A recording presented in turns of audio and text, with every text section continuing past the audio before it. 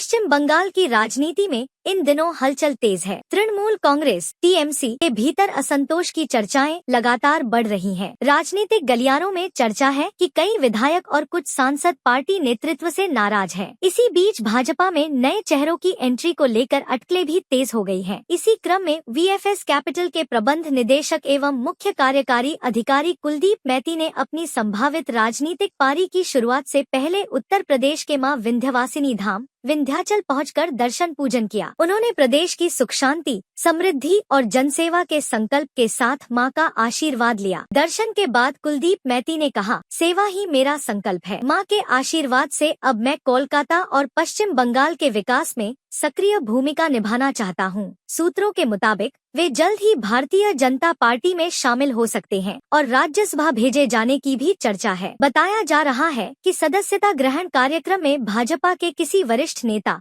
संभवतः राष्ट्रीय अध्यक्ष या केंद्रीय गृह मंत्री अमित शाह की मौजूदगी हो सकती है। हालांकि भाजपा और कुलदीप मैती की ओर से अभी तक कोई आधिकारिक पुष्टि नहीं की गई है। पूर्वी भारत के माइक्रोफाइनेंस सेक्टर में कुलदीप मैती एक जाना माना नाम है। पिछले 2 दशकों से वे महिलाओं और आर्थिक रूप से कमजोर वर्गों के वित्तीय सशक्तिकरण के लिए काम कर रहे हैं। विंध्याचल मंदिर में उनके दर्शन के दौरान बड़ी संख्या में श्रद्धालु मौजूद रहे और उनके आगमन को लेकर लोगों में उत्साह भी देखने को मिला। टीएमसी से नेताओं की बढ़ती नाराजगी और भाजपा में नए चेहरों के शामिल होने की चर्चाओं के बीच कुलदीप मैती का नाम तेजी से उभर कर सामने आया है। बिजनेस एडमिनिस्ट्रेशन और सोशल सेक्टर में 2 मास्टर डिग्री तथा डॉक्टरेट की उपाधि प्राप्त कर चुके मैती जल्द ही शिक्षा, स्वास्थ्य और युवा रोजगार को लेकर अपनी कार्य योजना की घोषणा कर सकते हैं। फिलहाल उनके भाजपा में शामिल होने को लेकर आधिकारिक घोषणा का इंतजार है।